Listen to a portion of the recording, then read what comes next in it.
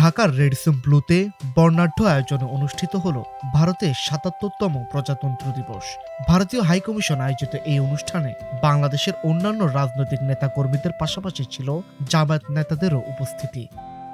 বাংলাদেশ জামায়াত ইসলামীর secretary general ও সাবেক MP মিয়া গোলাম পরোয়ার এবং কেন্দ্রীয় নির্বাহী পরিষদ সদস্য মোবারক হোসেন অংশ নেন এই অনুষ্ঠানে। ভারতীয় হাইকমিশনার প্রণয় ভার্মা জামায়াত ইসলামীর সেক্রেটারি জেনারেল মিয়া গোলাম পরোয়ারকে স্বাগত জানান। গোলাম পরোয়ার ডাক্তার শফিকুর রহমানের পক্ষ থেকে ভারতের জনগণকে শুভেচ্ছা জানান এবং তাদের সুখ সমৃদ্ধি ও কল্যাণ কামনা করেন।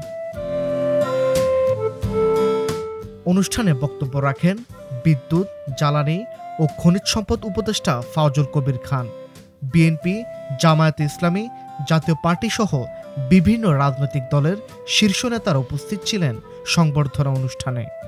এছাড়াও অনুষ্ঠানে বিভিন্ন পত্রিকার সম্পাদক, গণমাধ্যম কর্মী, বিভিন্ন দেশের রাষ্ট্রদূত, কূটনীতিক, অবসরপ্রাপ্ত সামরিক কর্মকর্তা, সরকারি উচ্চপদস্থ কর্মকর্তা ও সিভিল সোসাইটির বিশিষ্ট ব্যক্তিরা উপস্থিত ছিলেন। ভারতীয় হাইকমিশনার প্রণয় ভার্মা বলেন, ১৯৭১ সালে বাংলাদেশের স্বাধীনতা সংগ্রাম চলাকালে যৌথভাবে ত্যাগের অবিস্মরণীয় ইতিহাস রচিত হয়েছে। সাহিত্য, সঙ্গীত ও শিল্পকলায় আমাদের অভিন্ন ভালোবাসা আমাদের বন্ধনকে সুদৃঢ় করেছে।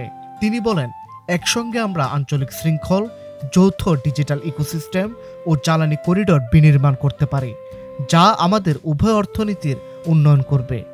আমরা বাংলাদেশের জনগণের জন্য সুখ সমৃদ্ধি ও সফলতা কামনা করছি।